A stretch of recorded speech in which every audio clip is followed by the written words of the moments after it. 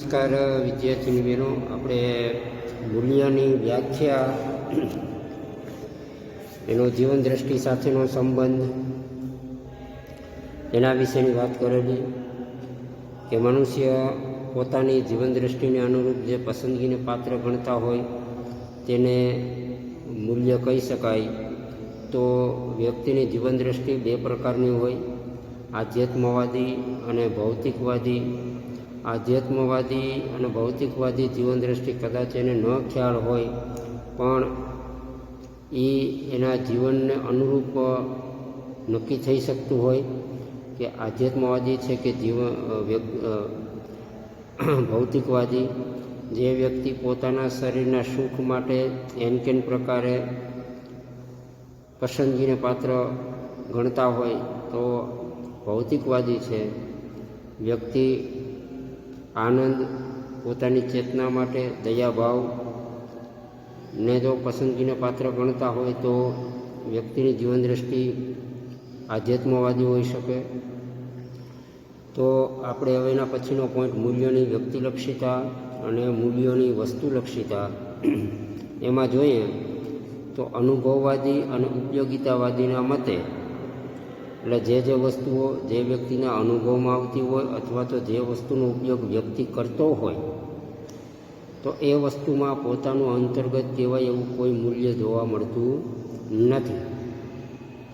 વસ્તુનું મૂલ્ય માનવને વસ્તુમાંથી પ્રાપ્ત થતા સંતોષને આધારે મળતું હોય. કારણ કે આપણે જે વસ્તુને મૂલ્યવાન કોને કહીએ છીએ તો કે એ વસ્તુ ઉપયોગ કર્યા પછી આપણને એ વસ્તુનો સંપૂર્ણતઃ સંતોષ પ્રાપ્ત થાય તો આપણે એ વસ્તુને મૂલ્યવાન ગણીએ છીએ. કદાચ પછી એ કિંમતમાં સસ્તી હોય કે મોંઘી હોય. હવે લોત્સે નામનો ચિંતક છે એ મૂલ્યની વ્યાખ્યા એ રીતે કહે છે કે જે સુખદ અને સંતોષપ્રદ અનુભવ કરાવે આપણે એને જ હંમેશા મૂલ્યવાન કહેતા હોઈએ. તો ટૂંકમાં કહીએ તો અનુભવવાદી અને ઉપયોગિતાવાદીઓના મતે વસ્તુનું વસ્તુ તરીકે કોઈ મૂલ્ય હોય નહીં.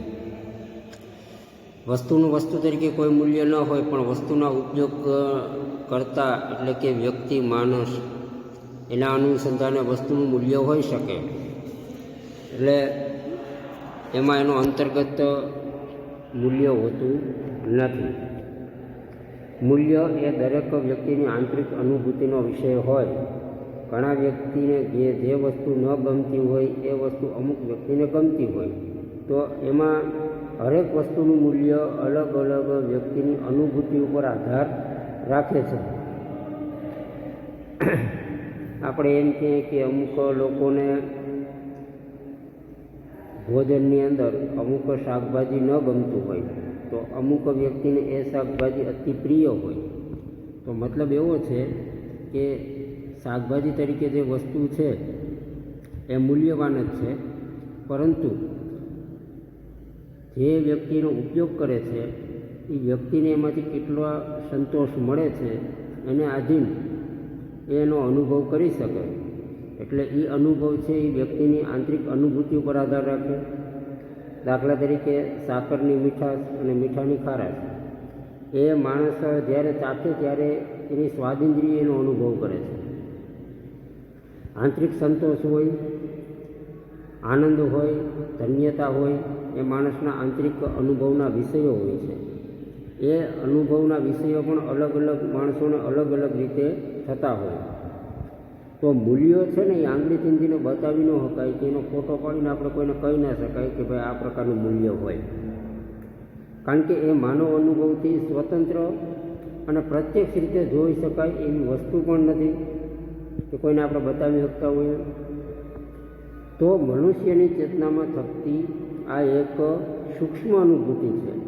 એ જે વ્યક્તિ કરે એ જ એનો અનુભવ લઈ શકે, અથવા તો એ અનુભવ અન્યને કહી શકાતો નથી. મૂલ્યની અનુભૂતિ કે મૂલ્યનો સાક્ષાત્કાર જે વ્યક્તિને થાય એ સ્વયંભેદ રૂપમાં જ એટલે એ જાણી શકે. તો ભોજન લીધા પછી જે ભૂખની તૃપ્તિ અથવા તો પાણી પીધા પછી જે તરસ છીપવાનો અનુભવ એ હરેક વ્યક્તિનો પોતાનો આંતરિક અનુભવ છે. એટલા માટે એ આંતરિક અનુભવને હિસાબે આપણે મૂલ્ય કેવું થયું કહેવાય? વ્યક્તિલક્ષી. કારણ કે હરેક વ્યક્તિ એક જ વસ્તુનો અલગ અલગ અનુભવ કરતો હોય છે. આનાથી જુદો મત વાસ્તવવાદીનો છે. એ એવું કહે કે વસ્તુમાં અંતર્નિહિત હોય. જે મૂલ્ય છે એ વસ્તુની અંદર છુપાયેલું હોય છે. સંતોષની લાગણી માત્ર દર્શક ચિહ્ન રૂપ નથી, તેનું સ્વયં મૂલ્ય નથી, વસ્તુનું જ સ્વયં મૂલ્ય છે. વસ્તુના સ્વરૂપમાં અંતર્ગત એવા સાર્વત્રિક ગુણો છે જે આપણને વસ્તુ સારી કે સુંદર છે એમ કહેવાની ફરજ પાડતી હોય. આપણે મરચું છે તો મરચાંને જોઈએ તો જ આપણા મનની અંદર એના તીખાશ વિશેનો અનુભવ થવા માંડે. ગોળ જોઈએ તો એ જોયા પછી આપણને તરત ગળપણનો અનુભવ થવા માંડતો હોય. તો સાકરના સ્વાદમાં વ્યક્તિને મીઠાશનો અનુભવ થાય એવી રીતે ક્ષમા કે દયા એમાં પણ ગુણોનામાં પણ આત્મસંતોષનો અનુભવ થાય છે. તો મૂલ્યોની અનુભૂતિ વ્યક્તિગત હોવા છતાં જેના મૂલ્યની અનુભૂતિ થાય તે વસ્તુ સ્વયં રીતે પણ મૂલ્યવાન હોય જ છે. સામાન્ય આપણે જોવા જઈએ તો માનો કે સાપ છે, તો સાપને જોઈએ એટલે તરત જ આપણને મનમાં ઝેરનો ડર, મૃત્યુનો ડર સતાવતો હોય.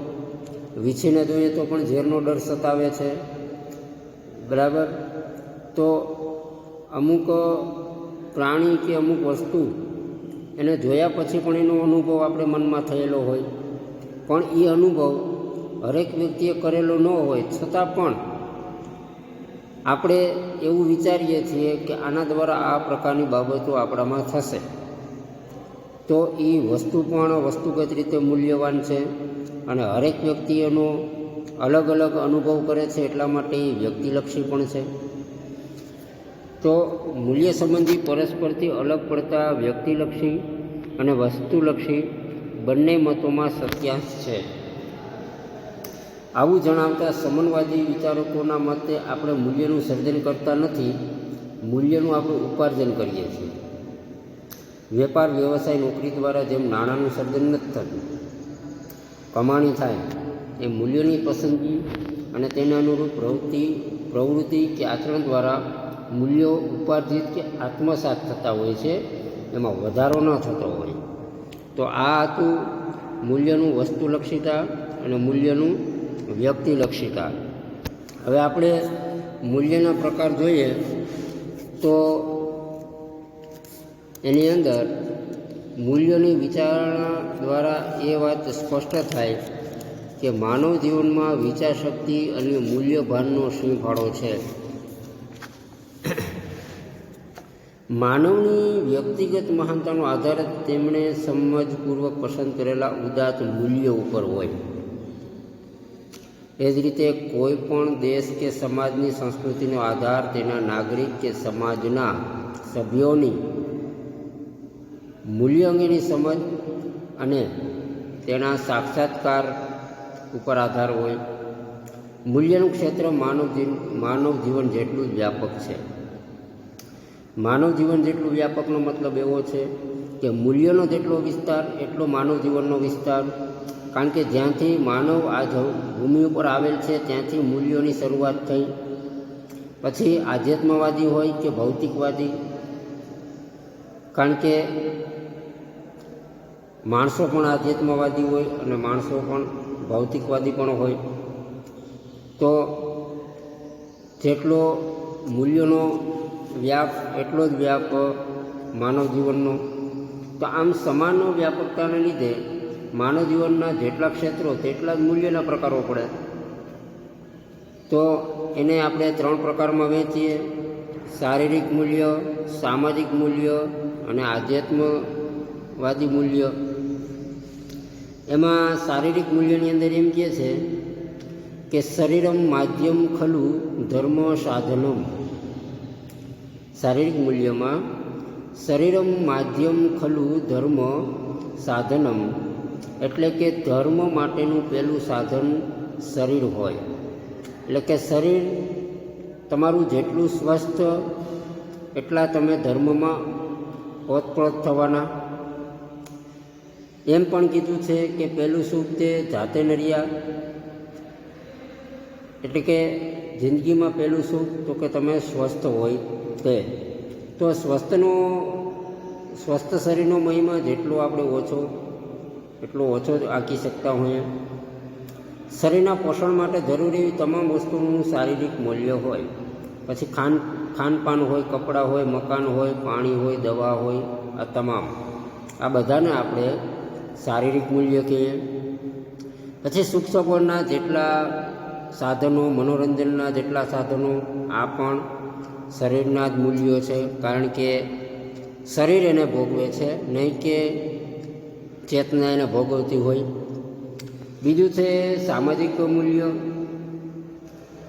તો સામાજિક સંપર્કો, આપણે મિત્ર સર્કલમાં જતા હોઈએ, આપણા વ્યવહારિક કામમાં જતા હોય, અડોશ પડોશમાં એને લગતી આપણે પ્રવૃત્તિઓ કરતા હોય, કુટુંબમાં જતા હોય, લગ્ન સંબંધોમાં મૈત્રી હોય, સમાજની સેવા હોય, કર્તવ્ય ભાવના હોય, સાંસ્કૃતિક સંગઠનો, સંસ્થાના આપણે સભ્ય તરીકે સક્રિય સહયોગ કરતા હોઈએ.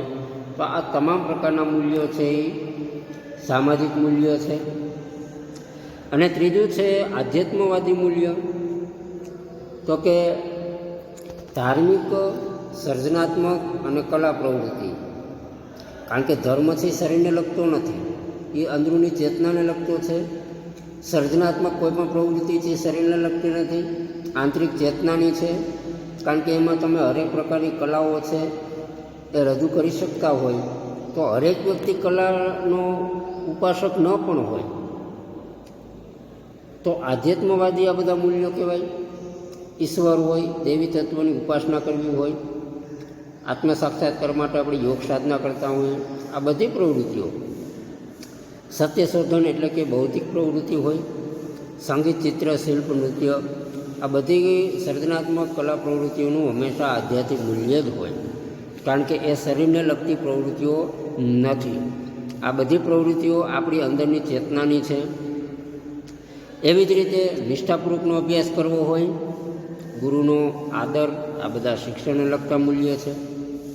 મતનો અધિકાર છે, વાણી સ્વતંત્રતા છે, રાષ્ટ્રભક્તિની પ્રવૃત્તિ, આ બધા રાજકીય મૂલ્ય કહી શકાય. કાયમી નોકરી છે, નિવૃત્ત પછીનું પેન્શન હોય, એ આર્થિક મૂલ્ય છે. તો જીવનના વિવિધ ક્ષેત્ર રૂઢ બનેલી પસંદગી મૂલ્યનું રૂપ તો હંમેશા વ્યક્ત કરતી હોય. તો આ 3 પ્રકારના મૂલ્યો, એમાં તમારે ખાસ કરીને આ છેલ્લે આપણે લીધું, ગુરુનો આદર, વાણી, મતાધિકાર, કાયમી નોકરી, આ બધા છે ને તમારે બોર્ડની અંદર OMRમાં આવશે. એટલે તમારે એ એક યાદ રાખી લેવું. પછી તમારે મૂલ્યોના 3 પ્રકાર છે એ તમારે કંઠસ્થ કરવા. પછી વ્યક્તિલક્ષિતા અને વસ્તુલક્ષિતા પણ મોસ્ટ ઇમ્પોર્ટન્ટ છે. અને સાથે સાથે તમારે મૂલ્યની વ્યાખ્યા છે યાદ રાખવાની. તો આના પછી આપણે મૂલ્યોની અંદર ઉચ્ચ મૂલ્ય અને નિમ્ન મૂલ્ય, આ બાબતનો નિર્ણય આપણે કઈ રીતે કરવો, તો એના 3 તમને સિદ્ધાંતો આપ્યા છે. એમાં અંતર્ગત મૂલ્ય, બહિર્ગત મૂલ્ય, ઉત્પાદક મૂલ્ય, અનુત્પાદક મૂલ્ય, ભૌતિક મૂલ્ય અને અભૌતિક મૂલ્ય. આ 3 મૂલ્યોની અંદર 2 આવે છે, એટલે કુલ 6 મૂલ્યો થાય છે.